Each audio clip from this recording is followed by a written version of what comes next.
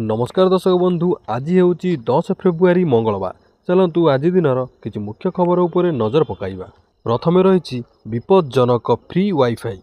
भारत में डिजिटाल सुविधा द्रुत गति में वृद्धि पाउछि।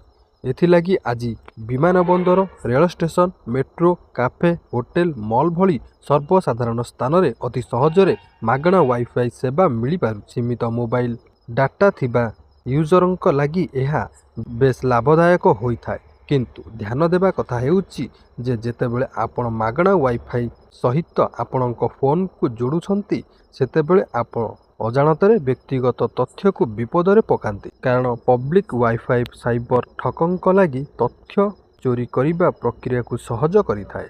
परवर्ती खबर उकुणी नेइगला 12 वर्ष झीर जीवन। छोट झीर मुंड को खोल करदेला लक्ष लक्ष उकुणी। खपुरी ताड़ी मुंड भितरे पशि मस्तिष्क को खाईगले। नाक और कान बाटे दे बाहरुथिले उकुणी। मुहरु बाहरुथिला पुला पुला रक्त। जंत्रणार छटपट होइथिला झीटी, किंतु घर लोके जानी पारिले नाही। से दृश्य को देखिले लोम टांकुरी होइजिबो।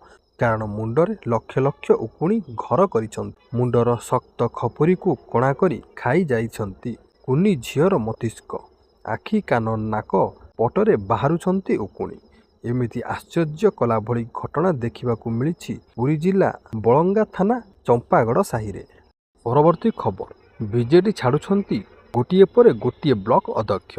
आगको आहुरी त्रिस्तरीय पंचायत निर्वाचन। सेथिपाई तीन दल बीजेपी, बीजेडी और कांग्रेस पक्षरु आरंभ होईछि जोरदार प्रस्तुति। तीन दलर जुक्ति पंचायत निर्वाचन रे आमे अधिक सीट्रे। बीजेपी राज्य सभापति मनमोहन सामल कहिसंती विधानसभा और लोकसभा भली पंचायत रे मध्य लोके आमको आशीर्वाद करिवे। बूथ स्तर रे कर्मी माने परिश्रम करुछंती, जेउटी दोष दुर्बलता अछि ताकू दूर करुछंती। परवर्ती खबर नवीनक चिठी बाबूंक उत्तर। चाषींक समस्या और मंडी अव्यवस्था नहीं मुहांमुही शासक विरोधी। मंडी रे चाषी हैरान हेबा एवं धान संग्रह नहीं निर्वाचनी प्रतिश्रुति को पालन करने क्षेत्र में चरम विफलता अभियोग कर मुख्यमंत्री मोहन चरण माझी को चिठी लिखिंट विरोधी दल नेता नवीन पट्टनायक। सेपटे बीजेपी कहिला कृषकर क अक्षर विषय भी जानी नाहांती नवीन बोली कहिले बीजेपी विधायक बाबू सिंह। परवर्ती खबर एसआईआर समय सीमा सप्ताहे वृद्धि कले सुप्रीमकोर्ट। प्रतिबंधक विरुद्ध में देले चेतावनी। सुप्रीमकोर्ट पश्चिमबंग सरकार को भोटर तालिका प्रक्रियार एसआईआर समाप्त बाधा सृष्टि करने विरुद्ध में सतर्क कराई देइछंती। एक कथा मध्य कहिसंती जे एही प्रक्रिया रे प्रकृत असुविधार समाधान कराजिबो। सुप्रीमकोर्ट पश्चिमबंग एसआईआर रे जांच किंबा आवेदन समाप्त करिबा एवं तथ्य चूड़ांत करिबा पई समय सीमा को गोटिए सप्ताह वृद्धि करिसंती। परवर्ती खबर प्राची नदी सुरक्षा पई पदयात्रा। साधु सन्थंक समागम रे भक्तिमय परिवेश।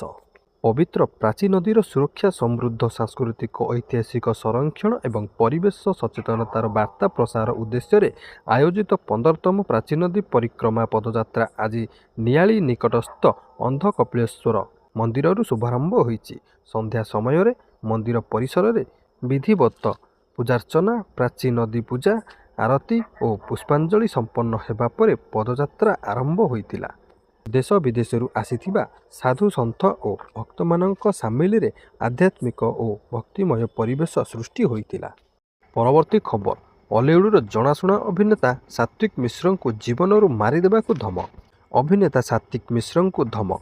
पैतृक संपत्ति और व्यावसायिक प्रतिष्ठान मालिकाना को नहीं विवाद होइथिबा अनुमान। सात्विक वृद्ध पितामाता को गाली गुलज करने सह जीवनरू मारिदेबा को धमक मिली। सात्विक मिश्र को मध्य जीवनरू मारिदेबा को धमक मिली। अभियुक्तों विरोध में कौन कार्यानुष्ठान होई नथिबा अभियोग। परिवार सुरक्षा और न्याय पाई कटक डीसीपी को भेटिले सात्विक। कटक स्टूडेंट स्टोर मालिकाना को नहीं लगी रही पारिवारिक कलह। परवर्ती खबर मैट्रिक परीक्षा पाई बोर्ड प्रस्तुत। 5,61,979 जन परीक्षार्थी परीक्षा देवे। मैट्रिक परीक्षा पाई बोर्ड प्रस्तुत। चलित वर्ष 5,61,979 जन परीक्षार्थी परीक्षा देवे। 3,082 परीक्षा सेंटर करा जायछि। 322 नोडाल सेंटर होईछि। नोडाल सेंटर गुड़िक सीसीटीवी नजर रे रहिबो। ପରୀକ୍ଷା କେନ୍ଦ୍ରଗୁଡ଼ିକ ମଧ୍ୟ ସିସିଟିଭି ନଜରରେ ରଖାଯିବ। 10 ତାରିଖ ଦିନ ପ୍ରଥମେ 4ଟି ଜିଲ୍ଲାକୁ ପ୍ରଶ୍ନପତ୍ର ଯିବ, ଆଉ ତାପରେ ଅନ୍ୟ ଜିଲ୍ଲାକୁ। ପରୀକ୍ଷା ପୂର୍ବରୁ ସମସ୍ତ ନୋଡାଲ ସେଣ୍ଟରରେ ପ୍ରଶ୍ନପତ୍ର ପହଞ୍ଚିବ। ଫେବୃଆରୀ 19ରୁ ମାର୍ଚ୍ଚ 2 ତାରିଖ ପର୍ଯ୍ୟନ୍ତ ପରୀକ୍ଷା ହେବ, ଏନେଇ ବୋର୍ଡ ସଭାପତି ଶ୍ରୀକାନ୍ତ ତରାଇଙ୍କ ସୂଚନା। ପରବର୍ତ୍ତୀ ଖବର, ଦିଲ୍ଲୀରେ 9 ସ୍କୁଲକୁ ଏକା ସମୟରେ ବୋମା ଧମକ। ସୋମବାର ସକାଳେ ଦିଲ୍ଲୀର ବିଭିନ୍ନ ଅଞ୍ଚଳରେ ଆତଙ୍କ ଖେଳିଯାଇଛି, ଯେତେବେଳେ କି ସକାଳ 8:30ରୁ 9ଟା ମଧ୍ୟରେ ସହରର 9ଟି ପ୍ରମୁଖ ସ୍କୁଲକୁ ବୋମା ଧମକ ଆସିଲା।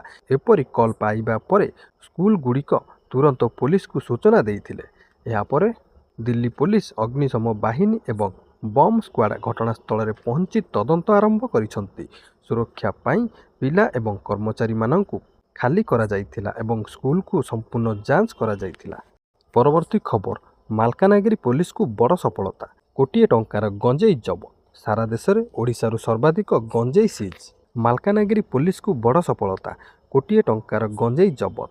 ଭେଙ୍ଗାଣ୍ଡିୱାଡ଼ା ଜଙ୍ଗଲରୁ ଜବତ କଲା କାଲିମେଳା ପୋଲିସ। ଗଞ୍ଜେଇ ମାଫିଆମାନେ ଅନ୍ୟ ରାଜ୍ୟକୁ ନେବା ପାଇଁ ଲୁଚାଇ ରଖିଥିଲେ। ଜବତ ଗଞ୍ଜେଇର ଆନୁମାନିକ ମୂଲ୍ୟ କୋଟିଏରୁ ଉର୍ଦ୍ଧ୍ୱ ସୂଚନା। 1 କ୍ୱିଣ୍ଟାଲ 250 କେଜି ଗଞ୍ଜେଇ ଜବତ। ପରବର୍ତ୍ତୀ ଖବର, ପିଲାଙ୍କୁ ଧରି ଶୋଇଥିଲେ ପରିବାର, ବ୍ରିଜ ଉପରୁ କାର୍ ଖସି ବସ୍ତି ଉପରେ ପଡ଼ିଲା। ସୋମବାର ସକାଳୁ ସକାଳୁ ଭୟଙ୍କର ଦୁର୍ଘଟଣା। ଓଭରବ୍ରିଜ ବ୍ୟାରିକେଡ୍ ଭାଙ୍ଗି ବସ୍ତି ଉପରକୁ ଖସି ପଡ଼ିଲା କାର୍। ରାଜଧାନୀ ଭୁବନେଶ୍ୱରର ଶିଶୁ ଭବନ ଛକରେ ସୋମବାର ସକାଳେ ବଡ଼ ଧରଣର ଦୁର୍ଘଟଣା ଘଟିଛି। ଶିଶୁ ଭବନ ଛକ ପଟୁ ଏକ ଧଳା ରଙ୍ଗର କାର୍ ମାଉସୀମା ଛକ ଆଡ଼କୁ ଯାଉଥିବା ବେଳେ ଓଭରବ୍ରିଜ ବ୍ୟାରିକେଡ୍ ଭାଙ୍ଗି କେଦାରପଲ୍ଲୀ ବସ୍ତି ଉପରେ ଖସି ପଡ଼ିଛି। କାର୍ ଖସିବା ସମୟରେ ପରିବାରର ପିଲାଙ୍କ ସହ ଶୋଇଥିଲେ। ନିକଟରେ ଥିବା ମନ୍ଦିର ପୂଜାରୀ ମଧ୍ୟ ସେଠାରେ ଶୋଇଥିଲେ। ପରବର୍ତ୍ତୀ ଖବର, ପଞ୍ଚାୟତ ଓ ପୌର ନିର୍ବାଚନ ପାଇଁ ପ୍ରସ୍ତୁତି, ସାଂସଦ ବିଧାୟକଙ୍କୁ ଦିଆଗଲା ସ୍ୱତନ୍ତ୍ର ଟ୍ୟାକ୍ସ। ତୃଣମୂଳ ସ୍ତରରେ ସଂଗଠନ ସୁଦୃଢ଼ କରିବାକୁ ମାଷ୍ଟର ପ୍ଲାନ୍ କରୁଛି ବିଜେପି। ପଞ୍ଚାୟତ ଦଖଲ ପାଇଁ ସଂସଦୀୟ ୱାରି ସମୀକ୍ଷା ଆରମ୍ଭ କରିଛି ଦଳ। ବ୍ରହ୍ମପୁର, ଆସ୍କା, ଜଗତସିଂହପୁର, ଯାଜପୁର ସଂସଦୀୟ କ୍ଷେତ୍ରକୁ ନେଇ ଆରମ୍ଭ ହୋଇଛି ମାନସ ମନ୍ଥନ। ବୈଠକରେ ବିଧାୟକ ଏବଂ ସାଂସଦଙ୍କ ମଧ୍ୟରେ ସମନ୍ୱୟ ବିକାଶମୂଳକ କାର୍ଯ୍ୟର ସମୀକ୍ଷା କରୁଛନ୍ତି ରାଜ୍ୟ ସଭାପତି। ପରବର୍ତ୍ତୀ ଖବର, ଫୋକସ୍ରେ ଟେକ୍ନୋଲୋଜି ଶିକ୍ଷା, ସାରା ଦେଶରେ AI ଟୁଲ୍ ମାଧ୍ୟମରେ ହେବ ପାଠପଢ଼ା। ଭବିଷ୍ୟତର ଶିକ୍ଷାଦାନ ଉପରେ କେନ୍ଦ୍ର ଶିକ୍ଷାମନ୍ତ୍ରୀ ଧର୍ମେନ୍ଦ୍ର ପ୍ରଧାନଙ୍କ ଫୋକସ୍।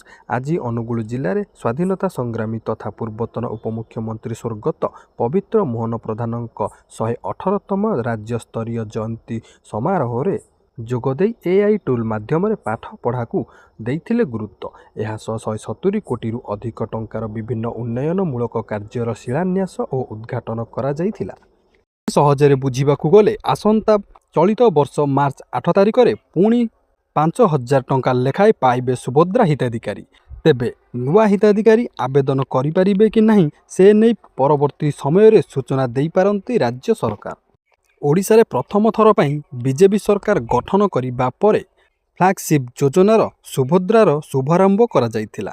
ରାଜ୍ୟର 1 କୋଟିରୁ ଅଧିକ ମହିଳାଙ୍କୁ ଆର୍ଥିକ ଭାବେ ସ୍ୱାବଲମ୍ବୀ କରିବା ଉଦ୍ଦେଶ୍ୟରେ ଏଭଳି ଯୋଜନା ହାତକୁ ନେଇଥିଲେ ରାଜ୍ୟର ମୋହନ ମାଝୀ ସରକାର। ଏହି ଯୋଜନା ବେଶ୍ ଲୋଭାଭିମୁଖୀ ମଧ୍ୟ ହୋଇଥିଲା। ତେବେ ଦର୍ଶକ ବନ୍ଧୁ, ଆପଣମାନେ ତ ଜାଣିଲେ ସୁଭଦ୍ରା ଯୋଜନାର ଚତୁର୍ଥ କିସ୍ତି କେବେ ମିଳିବ। ଚଳିତ ବର୍ଷ ମାର୍ଚ୍ଚ ମାସ 8 ତାରିଖ ଦିନ ସୁଭଦ୍ରା ଯୋଜନାର ଚତୁର୍ଥ କିସ୍ତିଟି ମିଳିବା ପାଇଁ ଯାଉଛି।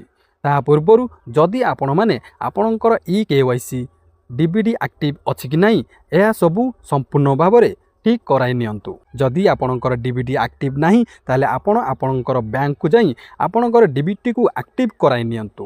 ଯଦି ଆପଣଙ୍କର eKYC ହୋଇନାହିଁ ତାହା ମଧ୍ୟ ଆପଣମାନେ ଏହି ଚତୁର୍ଥ କିସ୍ତି ମିଳିବା ପୂର୍ବରୁ ତୁରନ୍ତ କରାଇ ନିଅନ୍ତୁ। ଯଦି ଆପଣମାନେ ଆପଣଙ୍କର DBD ଆକ୍ଟିଭ୍ ଅଛି କି ନାହିଁ, eKYC କମ୍ପ୍ଲିଟ୍ ହୋଇଛି କି ନାହିଁ ଜାଣିପାରୁନାହାନ୍ତି, ତେବେ ଆପଣମାନେ ସୁଭଦ୍ରା ଯୋଜନାର ଅଫିସିଆଲି ୱେବସାଇଟ୍କୁ ଯାଇ ଆପଣଙ୍କର ଷ୍ଟାଟସ୍ଟିକୁ ଚେକ୍ କରିନିଅନ୍ତୁ। ଚେକ୍ କରିବା ଦ୍ୱାରା ଆପଣମାନେ ଜାଣିପାରିବେ ଯେ ଆପଣଙ୍କର DBD ଆକ୍ଟିଭ୍ ଅଛି କି ନାହିଁ। ତେବେ ଦର୍ଶକ ବନ୍ଧୁ, ଆପଣମାନେ ଏହିସବୁ କାମଗୁଡ଼ିକ ସୁଭଦ୍ରା ଯୋଜନାର ଚତୁର୍ଥ କିସ୍ତି ମିଳିବା ପୂର୍ବରୁ କରାଇ ନିଅନ୍ତୁ, ନଚେତ୍ ଆପଣ ସୁଭଦ୍ରା ଯୋଜନାର ଚତୁର୍ଥ କିସ୍ତିରୁ ବଞ୍ଚିତ ରହିବେ।